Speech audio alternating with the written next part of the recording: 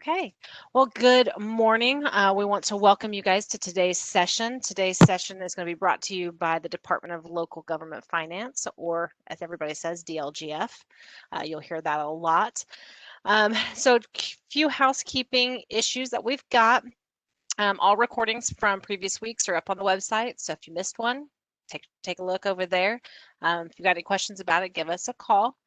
This session will run exactly like the others, so we'll give them to present, and then at the very end, we'll give you back control of your microphones and your cameras. You'll be able to ask questions. If you do not have a microphone or you don't have a camera but still want to ask questions, there is a chat box that you can enter your question in. Please make sure that you hit everyone so that everybody can actually see it. Otherwise, it may only go to one person and we may not get it. With that, I'm going to turn it over to Josh from DLGF, and he is going to present to us on the newly elected stuff. Josh? Well, thank you very much, Ricky. Good morning, everyone, and welcome to the Department of Local Government Finance's presentation for newly elected officials. As Ricky mentioned, my name is Josh Jacobowski, and I am the financial analyst for the DLGF. I wanted to just first off thank you very much for taking the time to attend this virtual session, and hopefully, we can give you some good information, and you guys can walk away with an idea of who to contact at least. If you have any questions about stuff, or when you have questions, rather, I'm sure it's going to come up over the course of this first year for you. I'm joined today by some of our experts in the field from our budget team and assessment team. From the budget team, we have Mr. Robert Norris, Ms. Judy Robertson, Ms. Tammy Byerly, and Ms. Vicki Neely. And then from the assessment team, assessment division, we have Mr. John Toomey. I'm also joined today by our commissioner, Wes Bennett, and he's going to be popping on here and there and kind of sprinkling in different pieces of information that just important and he wants to highlight for us. Good morning, everyone. Good morning, Wes. On behalf of the department, please allow me to congratulate you on your newly elected position, your status there, and thank you for your service to the state. I'm sure you're probably feeling a little bit of excitement and nervousness as you step into this new role. And obviously, with any kind of new job or promotion, there's additional responsibilities and aspects of the job that you have to kind of learn how to do. You don't just walk in there the first day and know everything and have it mastered. Wanted to just make the point that the DLGF is one of your support systems that's in place. So my plan in this presentation over the next half hour or hour, however long it takes, is to give everyone a high-level overview of the DLGF, the different divisions that exist here within the department, and who to go to with particular questions. But again, as kind of mentioned there in the opening, we want to make sure that you know who to contact or how to contact us if you have questions about that. So I'm going to go ahead and officially begin here. So an agency overview of what we do. The Department of Local Government Finance is responsible for ensuring property tax assessment and local government budgeting are carried out in accordance with Indiana law. That first sentence there really encapsulates what we do, kind of what our job is and what our role is here within the state of Indiana. We're charged with publishing property tax assessment rules and annually reviewing and approving the tax rates and levies of every political subdivision in the state, including all counties, cities, towns, townships, basically all of the local units and any other entities that have a local tax authority. When I tell people kind of what I do for work, I tell them I work for the state of Indiana, I work for the Department of Local Government Finance, and usually after that I get a few blank looks.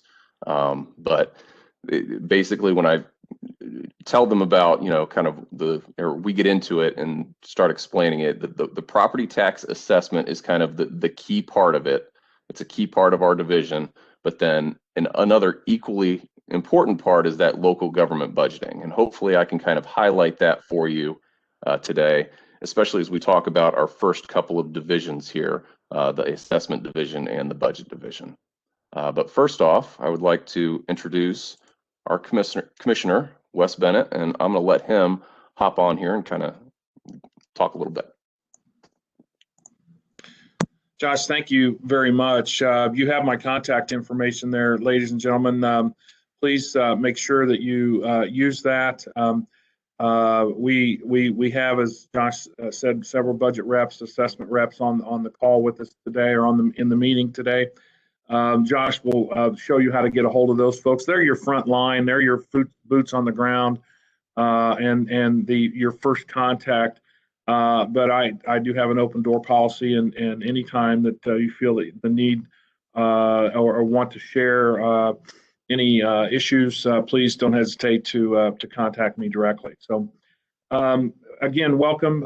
You have stepped into as you probably know by now, a very interesting, very difficult, and a job that is very critical to not only the operation of your county, because I think we are, Ricky, talking with county auditors, right? For the most part, that's right. So, but your job is, is really to build relationships not only there within your offices, but also across the county, because those other taxing units rely on you, and you rely on them as well. So I'm going to sprinkle kind of some bits of information that I've gleaned over the course of the last 18 years. I was the clerk treasurer for the town of Plainfield for 12 years. That town, I believe at the time I left, was the third largest town in the state from a population standpoint. We had about $155 to $156 million budget across 109 different funds, 12 TIF districts, EDAs, multiple bonds, capital assets close to $500 million, full-time employees to the tune of almost 100 or 275, with part-time seasonal employment through the spring and summer and fall of close to 250. So I've been in the fire, and I can tell you we're here to help you manage that and to be a resource for you. So our four main points are: we always want to be on time, whether it's returning your call, whether it's the reports, whether it's the filings, whether it's being to a meeting. We want to be on time as an agency, and I encourage you to do the same. We want to make sure that we're accurate.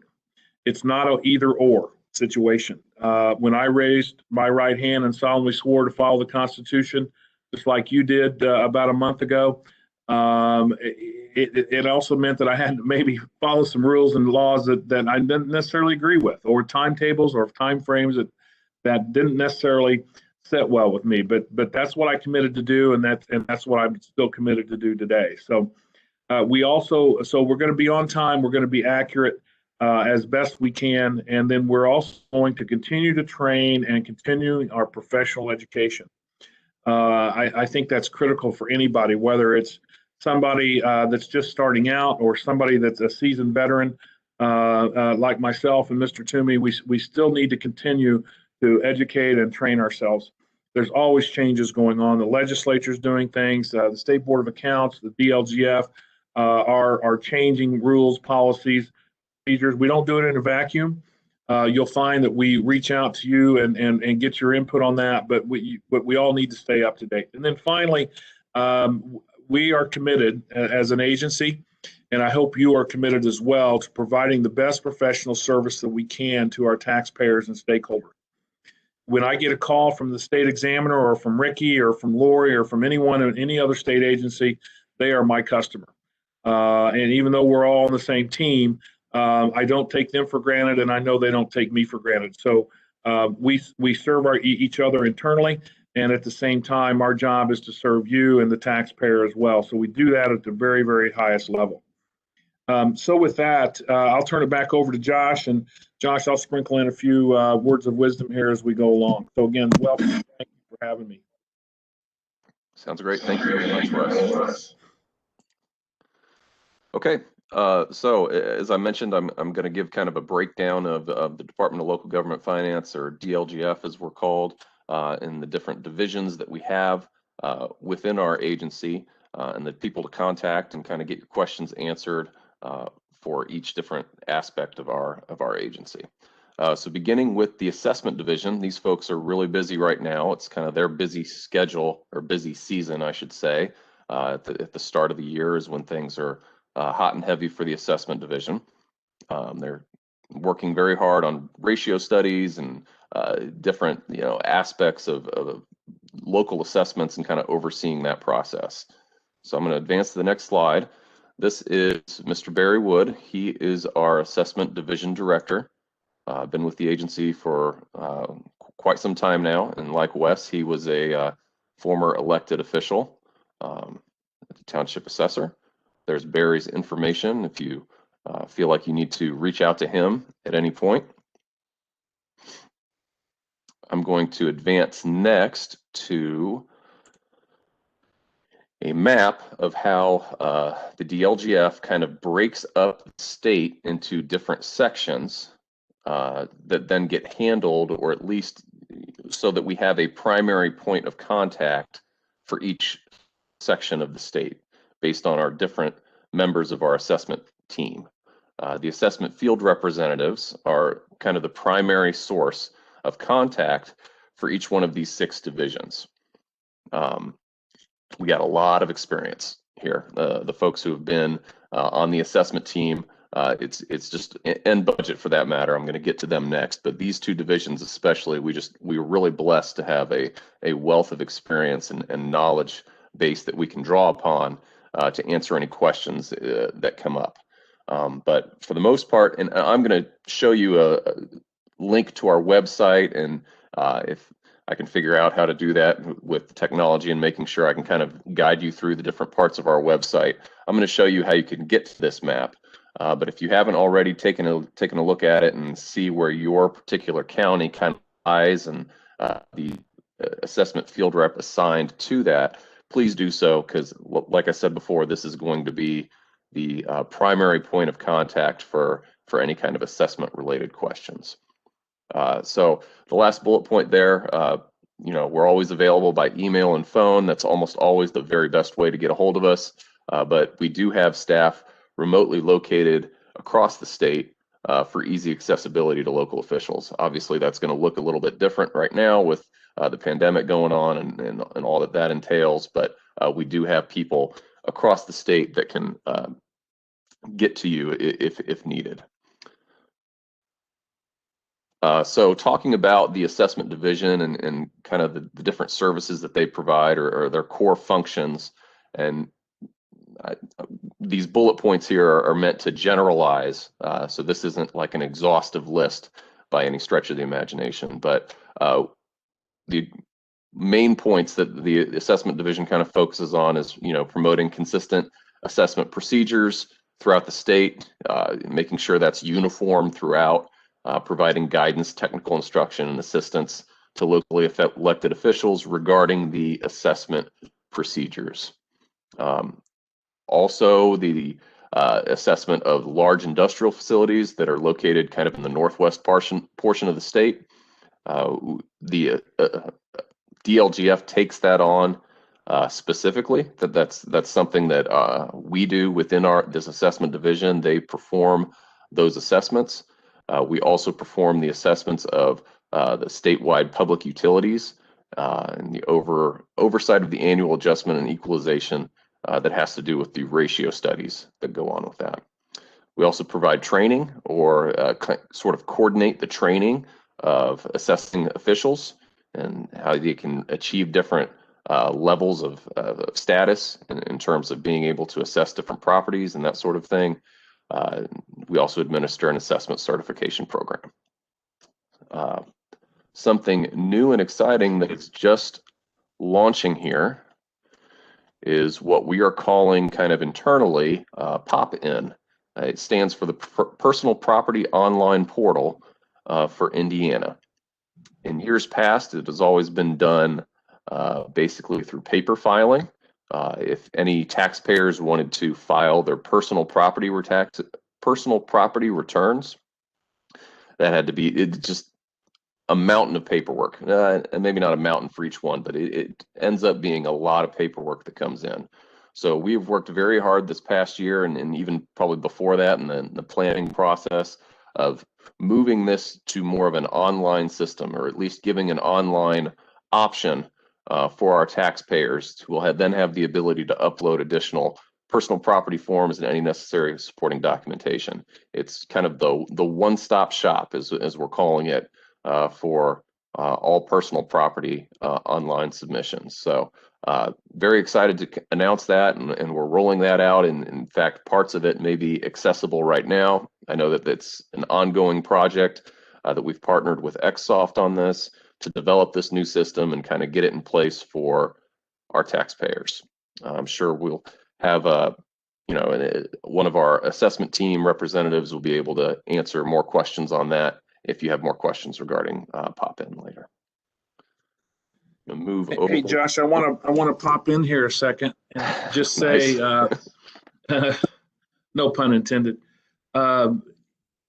We understand that assessment is not your core function from an auditor standpoint, but I would be remiss if I didn't stress that you are still a critical part in the multiple steps that it takes to get to the ultimate tax and billing. And so your relationship, your cooperation, your work, and how your county works and how you work with your county assessor is critical to not only your success and the assessor's success, but again, reminding ourselves at all times that how well we do our job and how efficient and how effectively and how timely and accurately we do it has a tremendous impact on local units downstream, if you will. So make it a point to have a good relationship as possible with your assessor. Be timely, be accurate, work well together as well as you possibly can, and things will go a lot smoother. Thank you, Wes. I'm going to advance now to the budget division. And so I mentioned that the assessment division is very busy right now. They're handling, it's that part of the year early on in the calendar year is their busy time, where they're sort of collecting all the information and getting everything ready for our budget division to take over around the midpoint of the year. So I'm going to advance to the next slide and show our budget division director. This is Mr. Fred Van Dorp, and his contact information. He has been with the department since 2017, but before that was very involved in local government processes as he worked over at the Auditor of State's office. So just another wealth of experience there for us to draw upon with budget questions for that. Here is another map.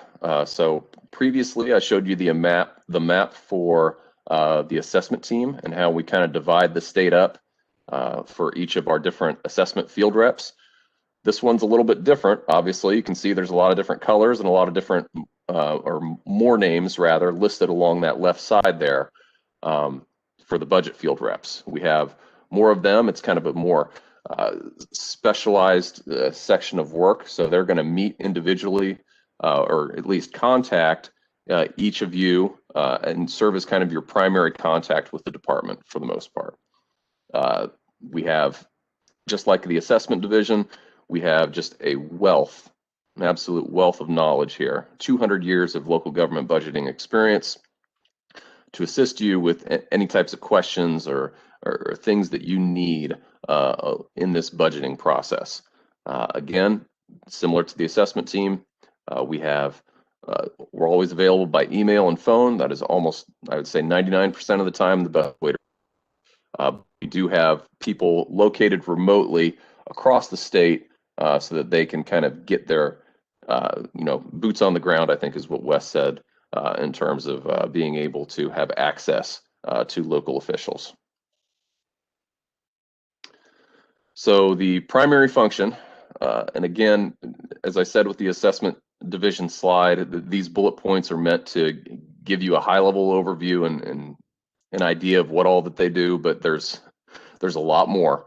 that goes into this. But the budget division's primary function is to provide that direct support to each of you, to the 2,475 local government officials, as you go through this whole budgeting process, compiling, submitting, advertising, and then adopting your budget each year. We'll be kind of walking with you hand in hand with that, and this is who you're going to want to reach out to for help on that. Along with your board, your staff, the association, state board of accounts, financial advisors, attorneys. The budget division is one of the resources available to aid you and your office. They really kind of our primary front line in that. Something that's important to recognize here is that the department cannot provide financial or legal advice to local officials in that, but we do provide as much help as we can. So we aid in this process as much as we are able to, but the responsibility for the completion, on-time submission, accuracy of any document, it still lies with the local official. So I'm not saying this to try and scare anybody or anything like that, but just want to make sure that that is clear. We're here to give advice, and we will do the best we can to support you in your endeavors this year. Josh, I want to pop in a second here. Sure. I think this is a good point, a good place to point out that consider yourself, and maybe you've already done this, but it dawned on me very early in back in 2005 when I took over as clerk treasurer that I was leading I was officer for a multi-million-dollar operation. Okay, think about that. All the money, all the tax money, all the local income tax money, the property tax money, the fees, the revenues, all the revenue streams and expense accounts and funds that you handle. It's a multi-million-dollar operation, and that requires subject matter expertise. So your county attorney, if you have a fiscal advisor, whether it be full-time or part-time, or if you have a fiscal analyst on staff, keep in mind that what I just said, and you need to staff accordingly and use your internal resources accordingly, because I am prevented from providing legal advice. Although we try to help you interpret the law, I can't give you legal advice. And although that we may say you might consider this or that, we can't give financial advice. So, but there are resources out there for you, both internally that you may have internally and externally to help you with that. So please consider that. Multi-million-dollar organizations in the public sector have subject matter expertise, and you need to do the same. Go ahead, Josh. Very good input. Thank you, Wes. So just, again, highlighting kind of the primary function here of the budget division. And this is definitely something that I experienced when I kind of first came on to the Department of Local Government Finance. There is an awful lot of terminology out there to kind of get accustomed to and wrap your head around and make sure you understand as you're getting into this role more. So here's a link for that where you can kind of get to this new terminology, and we can give you kind of a glossary, if you will, that will explain some of these different key components of budgeting and in terms of the budget calendar over the course of the year, when this is due, when we need to have these forms in, what local income tax is, all those different things. It's important to have an understanding of the words and the vocabulary that we use.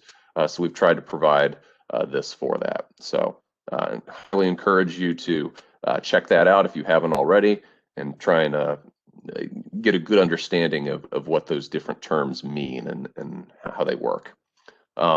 Also, this is also another very important bullet point at the bottom there. We encourage you to begin having budget conversations with your department field representatives, your budget field representative, as early as you can. So like even last month, and obviously you're not behind in the times necessarily if you haven't reached out to them, but highly recommend it that you sort of establish that line of communication early so that when questions come up or issues come up, and you just need to get information more quickly, you've already done that. You've already established how to communicate or how to get a hold of someone that will be able to help you. That kind of wraps up the budget division. I'm now going to start talking about our communications division. So this is our third division here within the agency. Our communications director, division director, is Miss Jenny Banks. There's her information. She's been with the department since 2012. And I would say most of the time when you call in and to kind of our main line, you're probably going to get Jenny. She's very good at then distributing those calls or that information or emails that come in to the people that they need to. But she will also be responsible for sending out different information that comes from the department to each of you. So it's important then that we have a way of contacting you as best we can so we can send this information out to you periodically. If you haven't done so, please register your email with the department by emailing Jenny.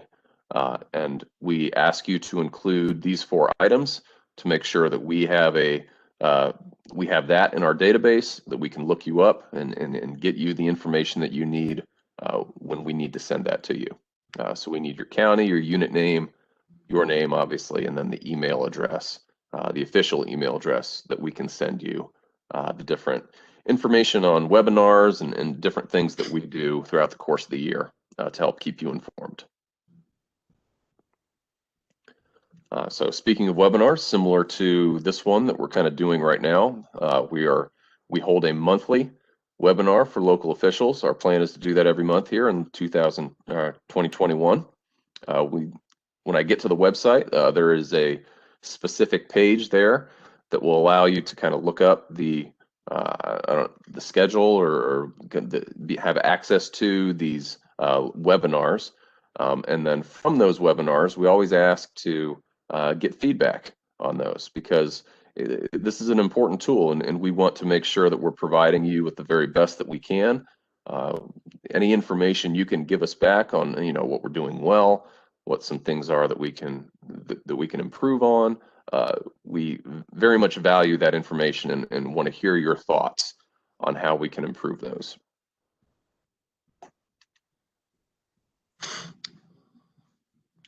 The 4th division here within the DLGF is what we call the data analysis division. So I'm going to go ahead and skip to the next page so you can see our division director. His name is James Johnson. Another wealth of information here on how the data analytics department works within our agency. But I mentioned that assessment is kind of busy towards the beginning part of the year, and budget is busier. I should use the term busier towards the second half of the year. That's really when things kind of sort of ramp up for them. Data analysis I would often describe that as kind of the glue that holds those 2 divisions together and kind of in other divisions within the agency. But when information comes into the department, when data comes in, we need a way of making sure that data is good, that it's clean, and that we can use it. So the data analysis division works hard at making sure that data is something that can be used. So I'm going to skip over to the next page here. Core functions is conducting compliance reviews on property assessment and property tax related to data sets submitted by county assessors and the county auditors. So making sure that that information, like I said, that comes into us is accurate and is something that can be used. They also are responsible for testing and certifying the software systems that get used by the county assessors and county auditors. So that's a task that falls directly to our data analysis division.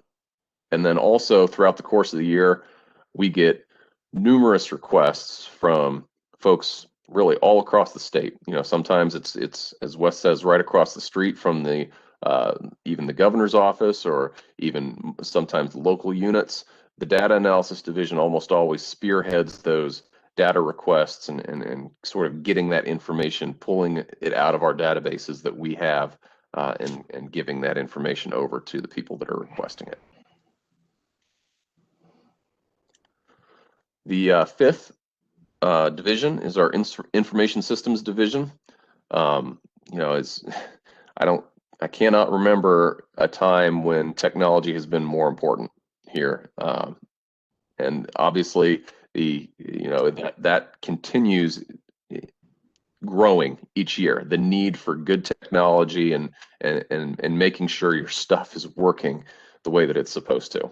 Our information systems division, they do other things for us in terms of developing new technologies for us to be able to use in our work across the department, but also making sure that everything that we currently have in place does work. So our information systems division director, his name is Scott Maitland. There's his contact information. Scott also serves as our chief of staff here at DLGF.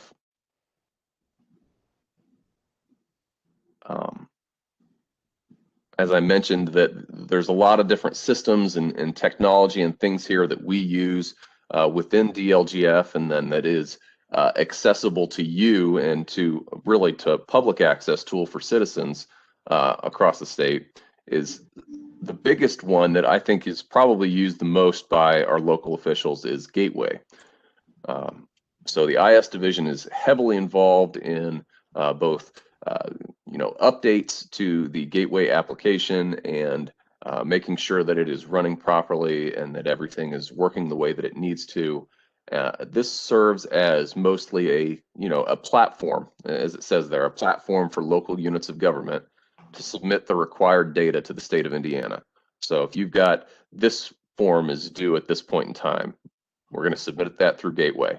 It's also a public access tool where you can look up different information, and it just has a plethora of different things that it can do in terms of finding information for you and being able to submit forms online.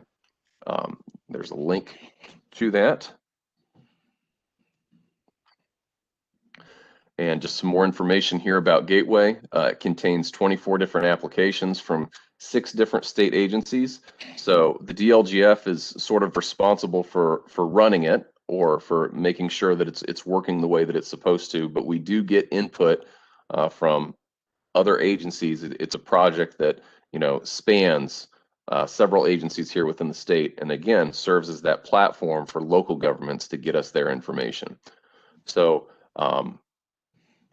each application is used for submitting a unique set of data to the state, organized by agency. So sometimes that information won't always come to us. Sometimes it needs to go to State Board of Accounts. But Gateway is going to be your portal that you use for that. Within the IS division, the Information Systems division, we have our Gateway support. So if there's issues that you're having, if you get into Gateway and you're not able to submit this form, or you have a question about what this means, or anything like that, we have a support team available for you that you can contact to get that. So users experiencing any issues with Gateway login rather, or the submission of information on Gateway, we want you to reach out to us kind of in this format so that we can get you an answer as quickly as possible if we know that it is directed towards Gateway. So the contact information for all agencies that are associated with Gateway is that first link there. And then more importantly, in my opinion, is that contact then for the DLGF, where we can kind of get that question that is relative to Gateway, get that answered for you and get you a good response quickly. We need you to email that in to the email link that's provided there below, support@dlgf.in.gov. Last but certainly not least is our legal division. There is an awful lot of law. There's an awful lot of pages and pages of Indiana code devoted to how financing works at the local level and how this is all set up and structured. we could not exist, the DLGF could not exist without, a strong legal division to interpret that law and help us, make sure that we're doing everything the way that we're supposed to. So our head lawyer, our general counsel, is Emily Chrysler. There's her contact information. She's been with the department for 2 years now and has served with the state since 2012.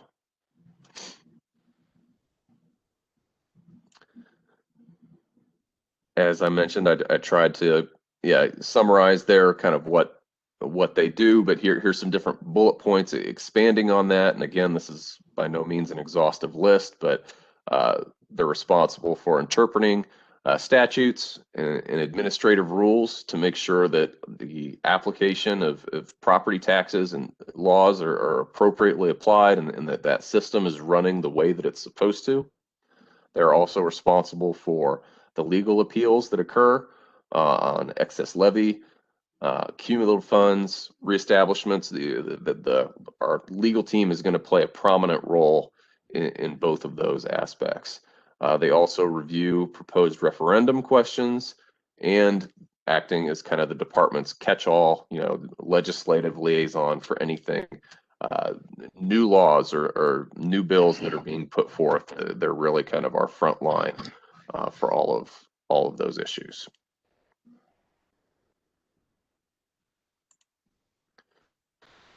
Okay, this next section, I used to be a math teacher, a public school math teacher, and I was always tell my students that, if you've tuned me out for the entire presentation or the entire lesson, I need you to pay attention now. And everybody would always perk up and know that this is something that I'm wanting to make sure that I drove home in my lesson. So I'm saying that now.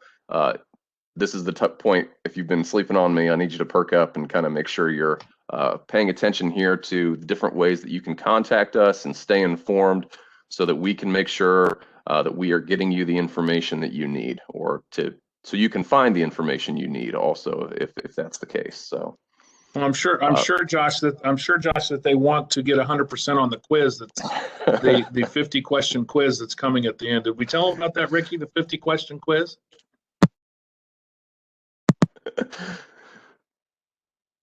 Need to hit your space bar, Ricky. I do need to hit my space bar. Yeah, no, unfortunately, there is no 50 question quiz at the end. Oh, that must be for the county commissioners then. That's for the commissioners and council members. So this is our website that we have here that is accessible, very easy, in.gov/the DLGF. That's a great way to, again, I talked about, or I've said before, or used this term throughout the presentation, just a wealth of knowledge and a wealth of different resources that you can access is available via our website. So if you have not already done so, highly recommend going on that, clicking on that, checking it out. And then the specific way to contact us, the contact us page within the website is also listed there. And right below that, the 317-232-3777. Did I say too many sevens there? That one with a lot of sevens, that's the best way to contact us via phone. Again, questions specific to Gateway, because we want to be able to get those issues taken care of quickly. It's going to work best if you contact the line and the setup that we've created to address those Gateway questions. So again, this first link there, the gateway.in.gov, will get you to the Gateway application. And then any questions that you have, excuse me, any questions that you have about that process, if you're going to email us, please do so at support@dlgf.in.gov, or call this number, 317-234-4480. That one was easier to say. Okay. Along our website, we have different, these three in particular serve as some really good access points of information, just different departmental memos that we've put out. Presentations similar to this one is that second link, and then finally some county specific information, if you click on that link there, can get you where you need for that. We also have a section on our website devoted specifically to the calendars as to when everything is due or when a particular piece is due. Highly recommend going on to the calendars section of our website and making sure that you've got those written down, or you've got a good understanding of when the due dates are for each of these different pieces of the budgeting process. Josh, let me pop in here real quick about calendar, because this was one of my points. If you're looking at the calendar, if you're looking at March to look at the calendar, you're behind the curve. I know that you're right in the middle of completing your closeout of the 2020, your books, you're reconciling bank statements, you're getting your AFR ready to go, and all those myriad of things that you do to close out the year and get the new year started. And so my point in bringing it up is to understand your calendars and look 6 months in advance, not 1 month. I think you'll be, and that way you can plan better. You can get the tasks involved. You'll understand the calendar.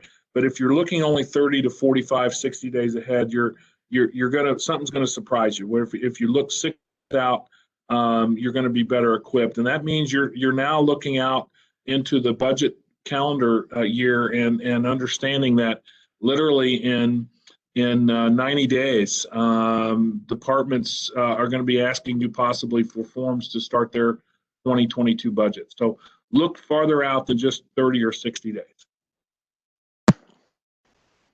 Thank you, Wes.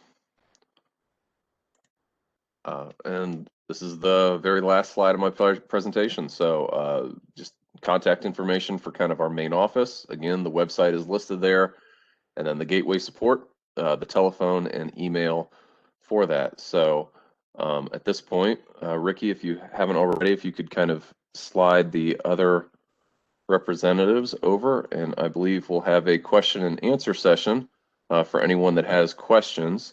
Again, these field reps that we're bringing on have just a wealth of knowledge about their specific area. So some of them may be the ones who answer the questions that get put forth, but we'll go ahead and start that. Ricky, let me jump in here real quick and just finish up what I've got, if you don't mind. Go ahead. I'm glad that we've got some time for Q&A. So several things that I learned the hard way when I first took office that I'd like to share with you that might be helpful. The first one is it would have been helpful to me if I would have pulled the 2 most recent state Board of Account audits that had been done on the town of Plainfield and saw what was the comments, saw what we were doing okay, but being able to review the deficiencies. If I would have known then what I know now, I would have pulled my 2 most recent state Board of Accounts audits to check on several things. So I would highly recommend that you do that. The other issue that I had when I came in were bank recs. This is a fundamental, it's really the bedrock of your financial well-being and financial health of your unit. Make sure that those bank recs are reconciled every month, no exceptions. This will get you in trouble the quickest. And unfortunately, I did not get in trouble, but because when I found out that my bank recs were over 6 months behind, that was priority number one. And so reconcile your bank recs every month. And then third, cross-train your employees. The very first day I took office, I heard somebody say when they answered the phone, well, I don't know anything about that. I'll have to take your name and number and have somebody call you back. Now, that's not necessarily a bad answer, but in a small office or in an office where you don't have dozens of people, there is going to be a need to cross-train some people. And I heard that multiple times. And so I didn't have anybody cross-trained to do anything. So it's important, especially in these times where we have people at least cross-trained in another subject matter. So consider doing that.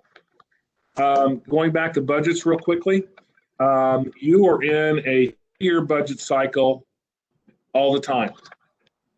As I mentioned seconds ago, you're closing out last year's budget. you've inputted this year's budget and you're doing purchase orders, or you're doing encumbrances, or making sure that all the line items are correct. And then you're preparing for next year. So keep in mind and keep that mindset that you're always in a budget mode and you're always in a 3-year budget mode cycle. Let's see. Make sure you understand and your internal controls, and make sure they're in place and that they're adequate. And especially make sure that everyone understands that these internal controls apply to everyone. I don't care if it's the mayor, I don't care if it's the commissioners, I don't care if it's the county council or the town council or the sheriff, or they apply to everybody. And so keep that in mind. I would encourage you, if you don't have a purchase order system, to implement one that's going to help you track expenses and maintain internal controls.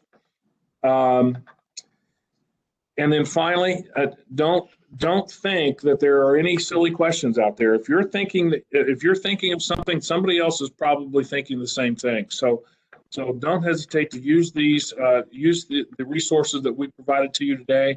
And if for some reason you give us a call and it's a State Board of Accounts question, we're not going to tell you to call them back. We're going to hand you off properly. And answer it as quickly as possible. So, Ricky, with that, I think that goes through all my talking points, and we want to open it up to any kind of questions that anybody has. Thanks. Absolutely. Well, thank you guys for coming and presenting. I have given everybody controls of their microphones and their cameras. So if you want to ask any questions or you just want to introduce yourself to the staff, feel free to do that now. We just ask that you try not to speak over each other. So try one at a time so that we can, everybody's able to be heard. Sometimes they're shy, Wes. Just hit your space bar and say hi.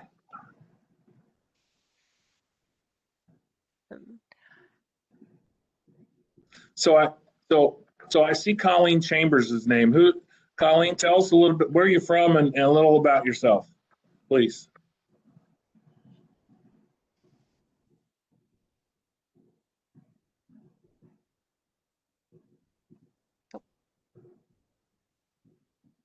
Hi, Colleen.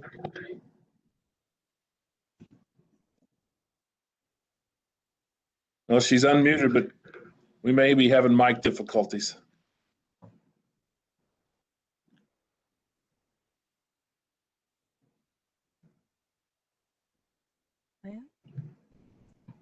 If you are trying to talk, you can use the chat. Yeah, if you're having mic difficulties.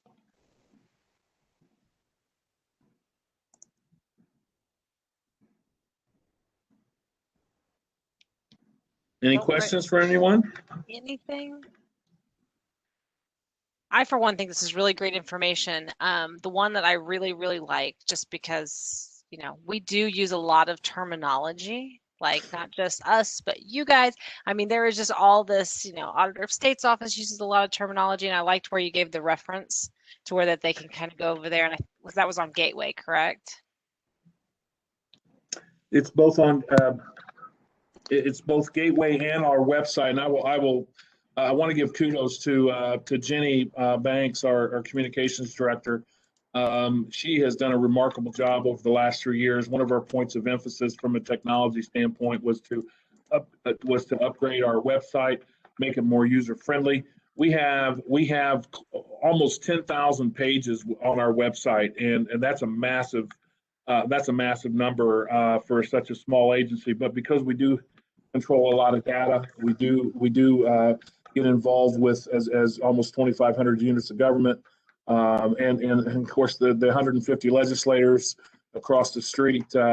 It is a deep and broad website. So get on there. You're not going to learn it in a week, but get on there once a month, twice a month, 3 times a month, and just kind of play around, look around. And I think you'll find that it's pretty user friendly and makes some sense.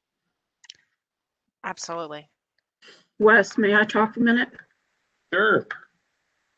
This is Judy Robertson. I'm a field rep for basically the north central area of the state. Us field reps are going to be sending out emails. I'm going to be doing mine probably tomorrow, inviting you to have a one-on-one virtual meeting with me. And then you will receive another invitation in July and August to have a specific meeting on your budget. Please, when the emails go out, schedule an appointment. We can schedule it any place between 15 minutes, an hour. So I just wanted to emphasize we are out there and we are going to be inviting you for a virtual meeting to discuss any subject that you need to budget-wise. Thank you. That's a great point, Judy. Thank you for bringing that up. Those are important. Those one-on-ones are important, not only to us, but to help you get set up for success.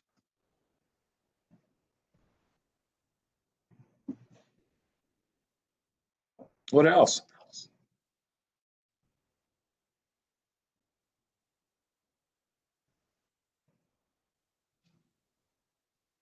Anybody?